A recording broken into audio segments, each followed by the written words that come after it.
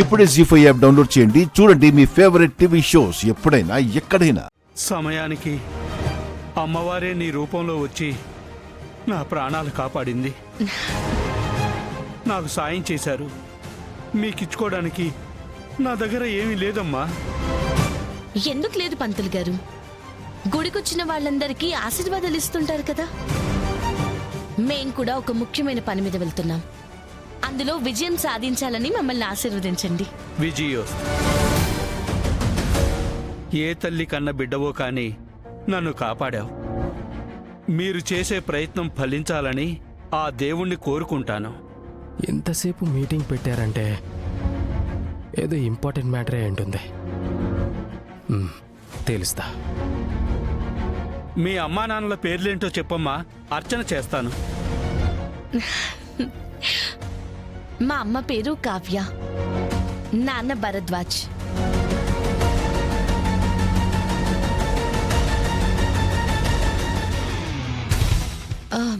ఏమైంది పంతులు గారు, అలా డల్ అయిపోయారు?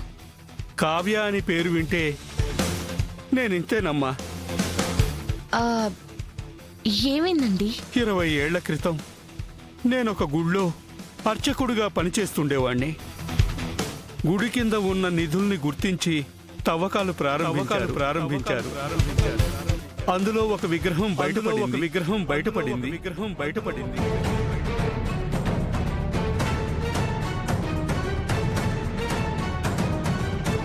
చూడండమ్మా,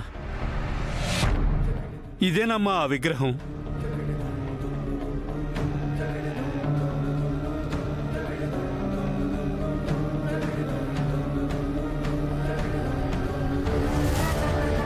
ఆ విగ్రహాన్ని రక్షించే బాధ్యత అప్పట్లో సిఐగా పనిచేస్తున్న కావ్యమ్మ చేతుల్లో పెట్టారు.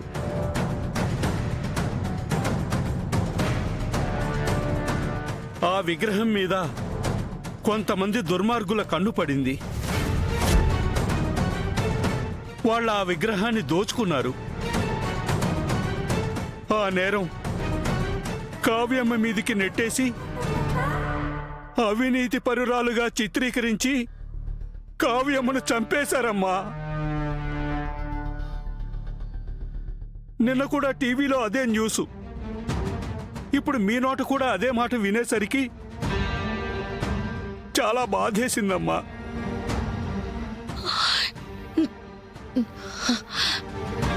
పంతులు గారు, నేను ఆ కేసుని రీఓపెన్ చేసి ఎంక్వైరీ చేస్తున్నాను. ఆ దేవుడే మీ రూపంలో నాకెదురై మంచి ఇన్ఫర్మేషన్ ఇచ్చినట్టున్నాడు. కావ్య గారి గురించి, ఆ విగ్రహం గురించి, దాని వెనుకున్న ఆ దుర్మార్గుల గురించి మీకు తెలిసిందంతా చెప్పండి పంతులు గారు. చెప్తానమ్మా, కానీ ఇప్పుడు కాదు. 2 రోజుల్లో నేను మీకు ఫోన్ చేస్తాను.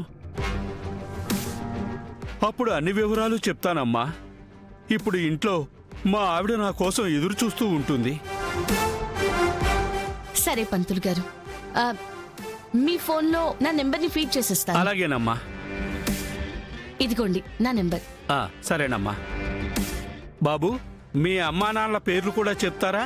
అర్చన చేస్తాను. సుధాకర్, సుహాసిని. మంచి పేర్లు. జీ5 యాప్ డౌన్లోడ్ చేసి అన్ని ఎపిసోడ్స్ పూర్తి ఉచితంగా చూడండి.